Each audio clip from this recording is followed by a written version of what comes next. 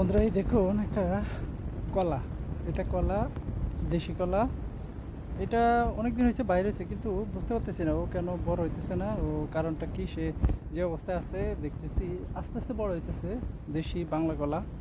আর এই দিকে দেখুন ওই আরেকটা, আমি যে দেখা ওই যে আরেকটা বাইরে হয়েছে, এটাও মোটামুটি বড় হইতেছে আস্তে আস্তে।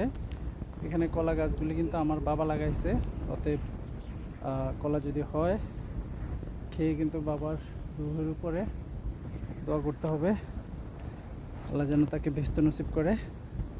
কারণ তার হাতে লাগানো আমার সব কিছুই কিন্তু আমার বাবার হাতের করা। জাস্ট এগুলিকে আমি এখন দেখে শুনে পর্যবেক্ষণ করে রাখতে হবে। এই যে দেখুন বন্ধুরা, এই জমিতে ধান লাগানো হয়েছে। আমি আজকে আসছি দেখতে। এখন দেখলাম কিছু কিছু জায়গায় পানি চলে যায়, কিছু কিছু জায়গা দিয়ে সেগুলোকে আমি লোসা ধরে দিয়েছি। আর কারণ পানি যেন থাকে। আর এদিকেও আসলাম, কিছু ঘাস আছে, ঘাসের ওষুধ দিতে হবে। এই যে ঘাস আছে, ঘাসের ওষুধ দিয়ে দিলে ঘাসগুলো মারা যাবে, তারপর আর ঘাস হবে না। এরপরে সার দিতে হবে, ওষুধ দিতে হবে।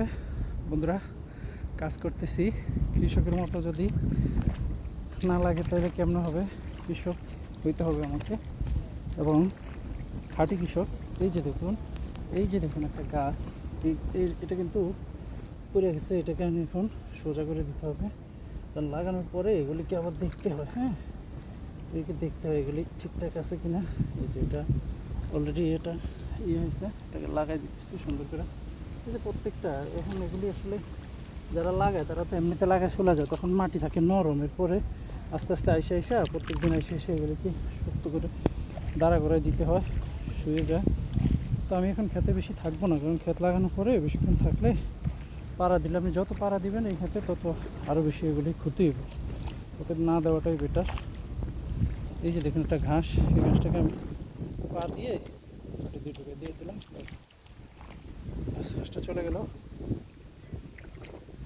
ঠিক আছে বন্ধুরা, সবাই আমার জন্য দোয়া করবেন, আমি যেন আমার কৃষিকাজ ভালোভাবে করতে পারি।